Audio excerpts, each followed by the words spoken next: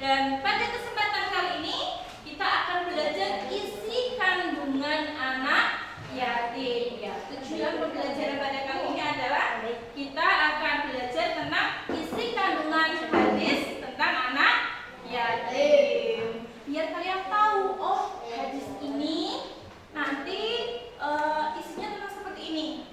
Kalian nanti menganalisa, kita menganalisa secara bersama-sama. Baik, untuk mulai mengetahui seberapa besar kalian memahaminya, tadi malam belajar belum?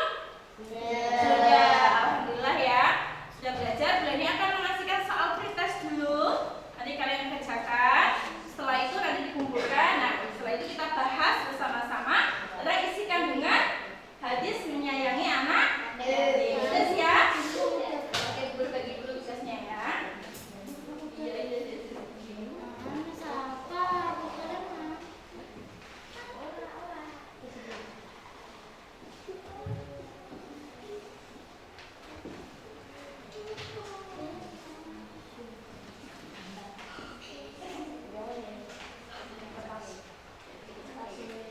Silakan boleh dikerjakan.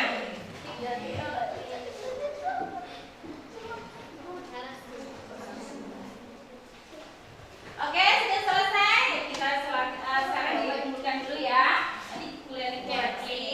Nanti biar kalian biar kalian tahu. Oh, tadi malam kalian udah belajar, udah bisa gitu ya.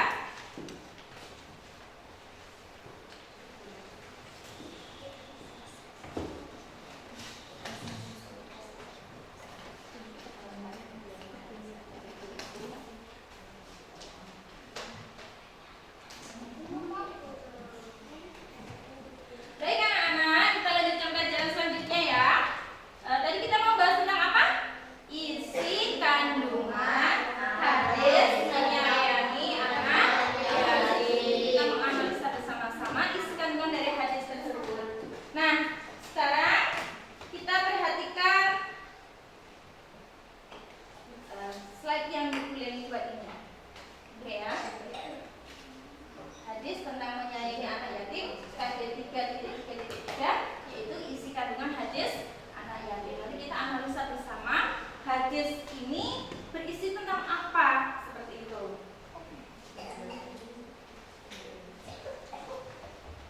Kita perhatikan video ini dulu ya.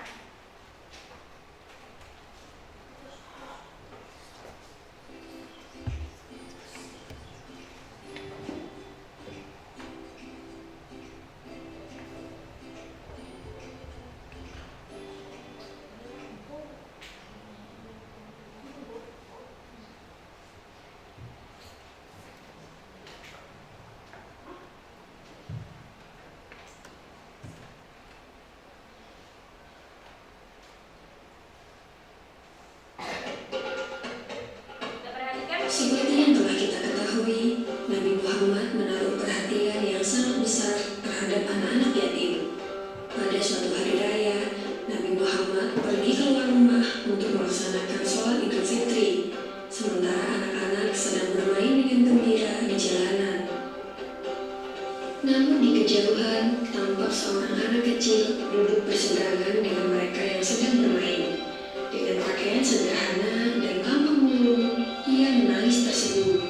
Melihat hal itu, Nabi Muhammad segera menghampiri anak tersebut, lalu beliau berkata, "Nak, mengapa kau menangis dan tidak bermain bersama mereka?" Anak kecil itu tidak mengenali bahwa orang dewasa yang sedang berada di hadapannya adalah Nabi Muhammad yang merupakan utusan Allah. Ia pun menjawab, "Paman, ayahku telah meninggal." Ia mengikuti Nabi Muhammad dalam menghadapi musuh di sebuah pertempuran, tetapi ia gugur dalam medan perang tersebut. Nabi Muhammad mendengarkan dengan seksama rangkaian peristiwa dan nasib malang yang menimpa anak tersebut. Anak itu pun melanjutkan ceritanya. "Ibuku menikah lagi. Ia mengambil warisanku yang merupakan peninggalan ayah, sedangkan suaminya mengusirku. Kini aku tak memiliki apapun, dan hari ini aku melihat teman sebayaku merayakan hari raya bersama ayah mereka. Perasaanku dikuasai oleh kehambaan tanpa ayah, karena itulah aku menangis." Mendengar penjelasan dari anak malam itu, hati Nabi Muhammad runtuh. Ternyata masih ada anak-anak yatim dari sahabat yang gugur membela agama dan Rasulnya di medan perang yang mengalami nasib malang seperti anak itu. Namun Nabi Muhammad segera menguasai diri. Nabi yang duduk berhadapan dengan anak ini segera menggenggam tangannya. Apakah kau sudi bila aku menjadi ayahmu, Aisyah menjadi ibumu, Ali menjadi pamanmu, Hasan dan Husain sebagai saudaramu, dan Fatimah sebagai saudarimu? Tanya Nabi Muhammad. Mendengar tawaran itu, anak itu seketika mengerti bahwa yang di hadapannya adalah Nabi Muhammad SAW. Kenapa tak sudi wahai utusan Allah? Jawab anak ini dengan senyum terbuka. Nabi Muhammad kemudian membawa anak angkatnya pulang ke rumah. Di sana anak ini diberikan pakaian terbaik. Ia dipersilahkan makan hingga kenyang. Penampilannya diperhatikan, lalu diberikan wangi-wangian. Setelah selesai, ia pun keluar dari rumah Nabi Muhammad dengan senyum dan wajah bahagia. Melihat penampilannya yang sudah berbeda, para sahabatnya yang semula sedang bermain bersama mulai bertanya, "Sebelum ini kau menangis, tapi kini kau tampak sangat gembira." "Benar sahabatku, tadinya aku lapar, tetapi lihatlah, sekarang tidak lagi, aku sudah kenyang. Dulunya aku memang tidak berpakaian bagus, tetapi kini lihatlah, sekarang aku mengenakan pakaian bagus. Dulu memang aku ini yatim, tetapi sekarang aku memiliki keluarga yang sangat perhatian. Nabi Muhammad ayahku, Aisyah ibuku, Ali pamanku, Hasan dan Husain saudaraku, dan Fatimah saudariku. Bagaimana aku tidak bahagia?" Mendengar cerita sahabatnya, mereka tampak menginginkan nasib serupa. Sampai salah satu dari mereka berkata, "Coba saja ayah kita juga gugur pada peperangan itu, sehingga kita juga diangkat sebagai anak oleh Nabi Muhammad." Lalu waktu terus berjalan, usia semakin bertambah, kebahagiaan anak ini pun lenyap ketika selang beberapa tahun setelah itu, Nabi Muhammad meninggal dunia. Meratapi kepergian ayah angkatnya yang paling mulia, ia keluar rumah dan bersedih. "Sungguh menyedihkan, kini aku kembali terasing, aku bukan siapa-siapa lagi, aku kini menjadi yatim yang kesepian," katanya sambil menangis sedih. Sayyidina Abu Bakar Ash-Shiddiq yang menyaksikan anak ini segera memeluknya. Sayyidina Abu Bakar kemudian mengambil alih pengasuhannya. Wallahu a'lam. Semoga kisah ini dapat mempertebal iman kita dan semakin percaya terhadap kebesaran dan kuasa Allah Subhanahu wa Ta'ala. Amin ya rabbal alamin. Oke, baik anak-anak. Tadi kalian sudah memperhatikan videonya? Bisa dipahami tidak? Kira-kira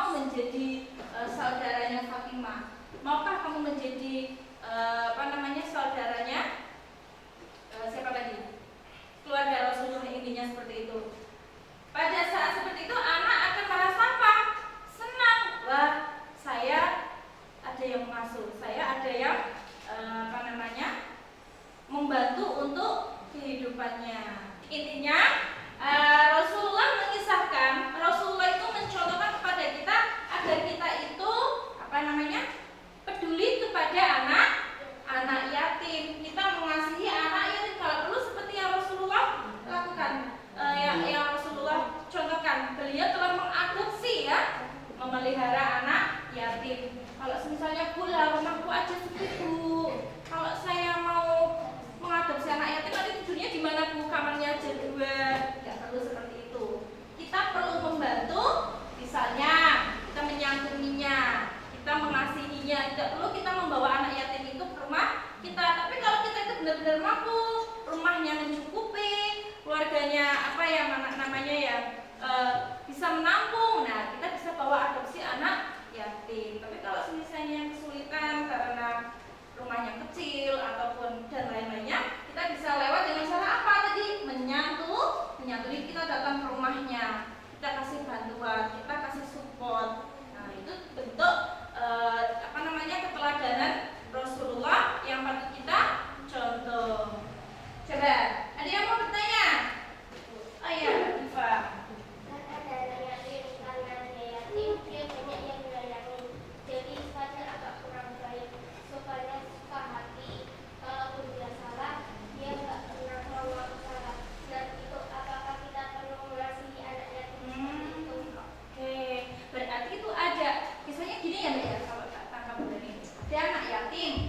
Karena dia itu banyak yang menyayangi, kalau dia salah pun berarti dia nggak mau salah, kayak gitu ya, merasa dibela seperti itu. Perlukah kita menyayangi? Coba, perlu apa tidak? Gimana Mas Safa? Kalau menurut aku, kita tetap harus menyayangi anak yatim tersebut dengan cara kita menasehati anak tersebut Betul. menjadi anak soleh. Tepuk tangan. Setuju tidak dengan jawaban Mas Safa? Setuju tidak? Sangat setuju ya. Meskipun tadi anaknya nakal, itu bisa dikatakan nakal ya, dia semena-mena, salah pun nggak mau salah karena banyak yang membela, akhirnya dia melunjak. Tapi katanya Mas Safa, kita tetap perlu menyayangi. Nah, betul nggak? Betul, karena dia membutuhkan kasih sayang. Kenapa dia nakal? Kenapa dia itu semena-mena? Berarti kita sebagai umat muslim atau saudaranya harus menasehati biar menjadi anak yang soleh, biar jadi anak yang baik. Itu jangan wajah yatim tapi nakal, ya udah nggak usah dihiraukan, kita abaikan saja. Itu malah justru kita merusak anak tersebut. Yang harus kita lakukan adalah apa? Menasehatinya. Betul, Mas Safa, tepuk tangan. Ya. Mungkin ada yang mau menanggapi lagi? Tetanggaku ada anak yatim karena ibunya sibuk kerja, jadi dia keluyuran, jadi ikut-ikutan menaik. Terus, apa perlu kita menyayangi anak yatim yang seperti itu? Oh iya, ini mungkin sudah banyak ya seperti itu ya. Anak yatim berarti bapaknya meninggal, nggak ada yang menafkahi, akhirnya ibunya yang kerja ya Nak? Ibunya yang kerja. Terus anaknya akhirnya nggak ada yang ngurus, dia keluyuran ikut teman-temannya, ikut apa yang tadi bonek. Baik nggak coba? Yang karakter seperti itu, yang sifatnya seperti itu, permainan seperti itu, baik nggak? Nggak baik ya. Tapi dia anak yatim, apa yang perlu kita lakukan? Oh ya, Mas Safa lagi. Kita tetap harus menasehatinya biar jadi anak yang baik, karena menasehatinya itu bentuk kasih sayang kita. Setuju nggak? Tepuk tangan. Terus semangat Mas Safa ya. Biarpun tadi anak yatim tadi itu keluyuran, main sama anak-anak yang bonek gitu ya. Kita sebagai saudaranya, saudara se-Islam ya, kita tetap harus menasehati, tetap harus menyayangi. Karena kata Mas Safa itu menasehati itu bagian dari kasih sayang. Betul apa tidak? Betul ya. Kita harus bisa melaksanakan perintah Rasulullah. Kita harus melaksanakan perintah Allah dengan cara menyayanginya. Yang namanya menyayangi tidak harus dengan pakai uang, tidak harus dengan pakai materi, tapi dengan sikap. Bisa dengan cara tadi menasehatinya, berlaku baik, kemudian kita memberikan sentuhan yang lembut, itu termasuk menyayangi anak yatim.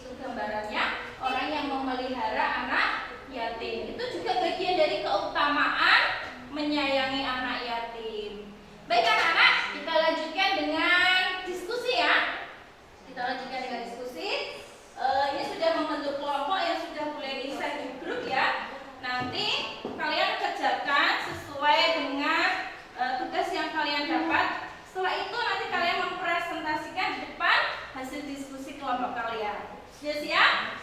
Oke, guru lanjut. Silakan didiskusikan.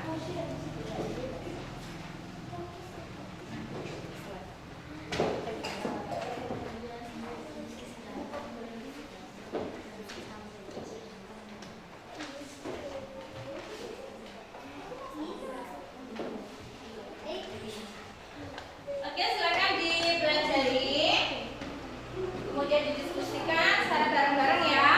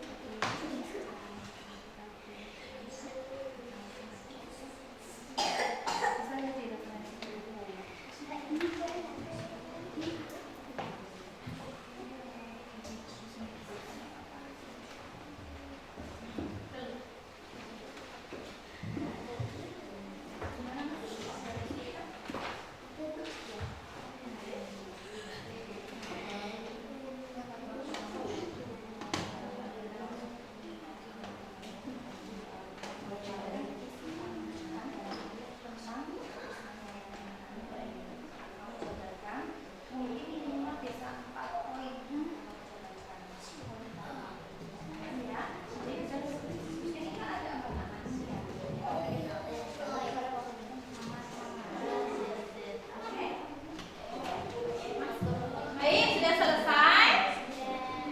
Sudah selesai diskusinya? Ya, kita kumpul semangat. Mana semangat kalian? Manjada wajada. Iya, itu manjada wajada itu kata-kata yang paling mustajab begitu lagi. Kalau bulan pas lagi malas, bulan pas lagi agak mager gitu ya, bulan pakai manjada wajada. Aku harus bisa, pasti bisa. Hilangkan malas kita, hilangkan kebodohan kita dengan cara kita bersungguh-sungguh dalam belajar. Oke, baik. Sekarang silakan siapa yang mau mempresentasikan dulu? Oh, dari kelompok 1, kelompoknya Mbak Nadia. Ya, silakan. Mbak Nadia, Mbak Laili sama Mas Randy.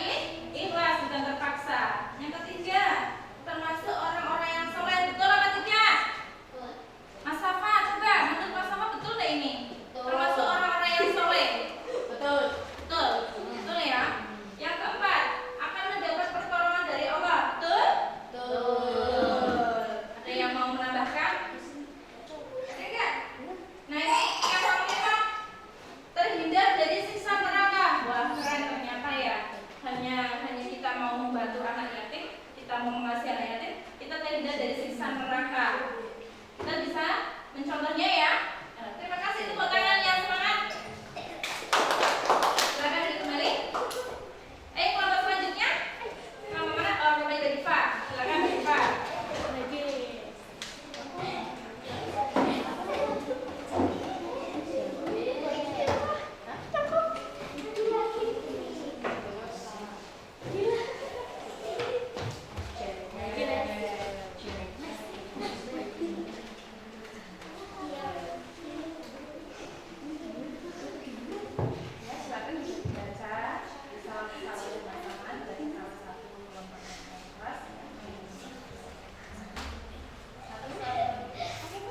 Assalamualaikum warahmatullahi wabarakatuh. Isi kandungan hadis tentang menyayangi anak yatim. 1. Perintah untuk selalu menyayangi anak yatim. 2. Larangan menyakiti anak yatim. 3. Selalu bersikap baik pada anak yatim. 4. Orang yang mengurus anak yatim akan bersama Rasulullah di surga. Sedangkan orang yang menelantarkan dan mengasihi anak yatim akan masuk neraka. Oke, coba kita bahas bersama-sama sedikit. Ini menurut pemaparannya dari kelompoknya Mbak Diva, isi kandungan hadis ya. Berarti yang terkait dengan hadisnya isi kandungannya 1. Perintah untuk menyayangi anak yatim. Setuju nggak ini kelompoknya? Aku masih tertawa-tertawa. Atau mungkin ini idenya siapa ini? Perintah untuk selalu menyayangi anak yatim. Oh, bareng-bareng. Berarti kelompoknya berjaringan bagus ya. Setuju nggak teman-teman? Setuju. Yang kedua, larangan menyakiti anak yatim. Larangan menyakiti anak yatim. Benar hadis tadi itu mengandung larangan menyakiti anak yatim? Betul ya? Ya, selanjutnya yang nomor 3, selalu bersikap baik kepada anak yatim. Betul apa tidak? Yang keempat, orang yang mengurus anak yatim akan bersama Rasulullah di surga. Wah, betul, sangat betul ya. Jadi filjanata. Terus orang yang menelantarkan atau menghardik anak yatim akan masuk neraka. Setuju nggak ini? Setuju. Iya, contohnya gimana coba? Yang menghardik anak yatim itu contohnya gimana enggak? Menelantarkan anak yatim. Terus apa lagi coba? Tidak mau mengurus? Iya, tidak mau mengurus anak yatim ya, mengabaikan kesulitan-kesulitan anak yatim. Terima kasih, tepuk tangan buat kelompoknya Mbak Diva. Silakan kembali.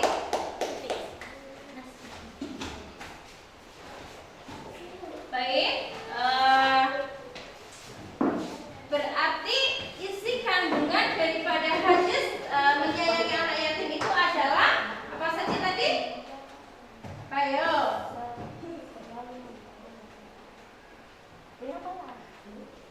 Peduli dengan anak yatim, kemudian menghibur mereka saat dirundung kesedihan, terus turut serta membantu mereka dalam kesulitan, terus mencukupi kebutuhan mereka jika kita mempunyai kelebihan ya, tapi kalau nggak ada kelebihan pun kita boleh.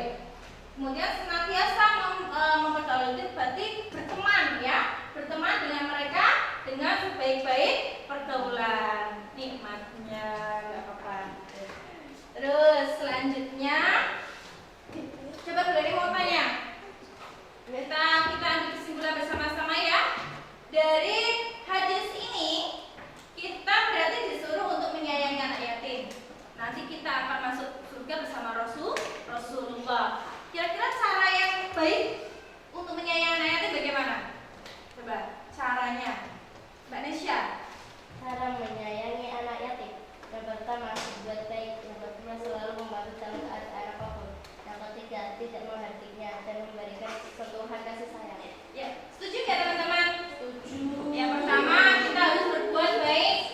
Seperti tadi contohnya Mbak Nadifa sama Mbak Najib, kakaknya itu nakal ya. Bahkan ada yang bonek, kita tetap harus berbuat baik. Karena apa? Mereka itu membutuhkan kasih sayang, membutuhkan perhatian seperti yang Sofi juga kita harus menasehati, karena menasehati adalah bagian dari kasih sayang. Yang kedua apa lagi Mbak Nesya tadi? Yang kedua? Selalu membantu dalam keadaan apapun. Iya, membantu dalam keadaan apapun. Misalnya dia nangis, itu kita berarti apa? Menenang, cep aja nangis. Nah, seperti itu. Atau dia ngasih kekurangan karena misalnya mau iuran, ternyata dia nggak bawa uang, kita harus apa? Nih, kamu aku kasih uang, nanti kamu buat iuran. Nah, itu boleh ya. Coba apalagi yang berbuat baik itu nggak hanya materi, tadi menasehati juga termasuknya ya. Terus apalagi Mbak Nesya nomor 3? Tidak menghakimi. Tidak menghakimi itu apa ya? Tidak menjahati. Misalnya di rumahmu ada anak yatim. Nah, harta anak yatim tadi itu nggak boleh dimakan oleh kalian ataupun orang tua kalian. Tetap harus miliknya anak yatim. Nggak boleh ngambil. Dia kan udah hidup di rumahku, aku boleh ngambil uangnya dia. Itu nggak boleh. Itu ya. Kita bisa pahami materi pada hari ini? Oke, baik. Sekarang Bu ini akan membagikan soal proses. Nanti kalian kerjakan ya. Terus apa namanya? Ada soal khusus juga di di grup WhatsApp, nanti Bu Leni kirim, nanti kerjakan ya. Di situ ada soal yang individu sama soal berkelompok. Nanti kelompoknya sudah saya share, sudah boleh di-share di grup juga. Silakan dikerjakan soal prosesnya ya.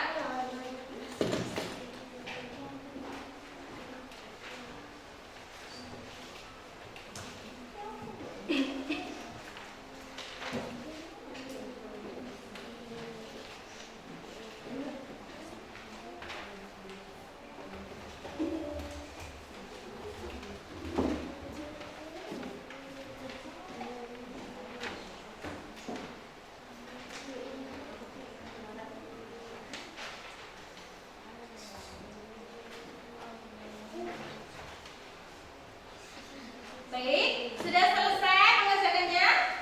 Sudah, silakan bisa dikumpulkan di depan. Satu kelompok satu aja, kalau satu kelompok satu dikumpulkan di depan.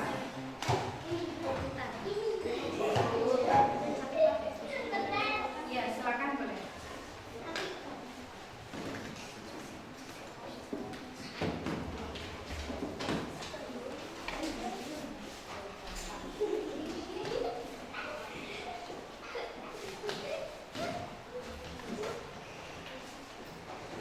Oke, alhamdulillah kita sudah di penghujung pembelajaran. Coba kita ambil kesimpulan ke pembelajaran pada hari ini. Kira-kira kita tadi belajar tentang apa? Isi kandungan hadis menyayangi anak yatim. Apalagi isi kandungannya? Iya, kita harus selalu menyayangi anak yatim. Apalagi? Iya, larangan menyakiti anak yatim. Apalagi? Selalu bersikap baik pada anak yatim. Terus ada lagi?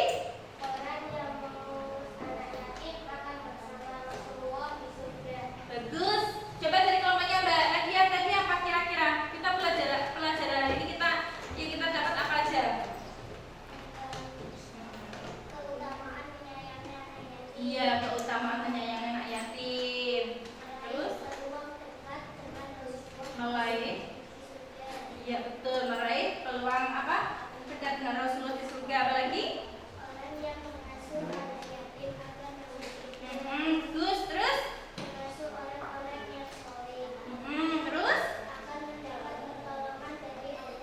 iya, terus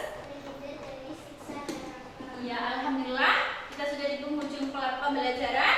Nanti Bu Guru harapkan kalian tetap belajar dengan rajin. Kemudian apa aja ya? Kita bisa mengamalkannya di kehidupan kita sehari-hari. Kita cari. Kalau di kelas kita ada, berarti kita harus membantu teman kita yang tadi anak yatim, ya. Dengan cara kita menyayanginya, kita membantunya. Kita tidak boleh menyakitinya, melukai perasaannya, ya, dan sebagainya, ya, seperti yang sudah kita pelajari bersama.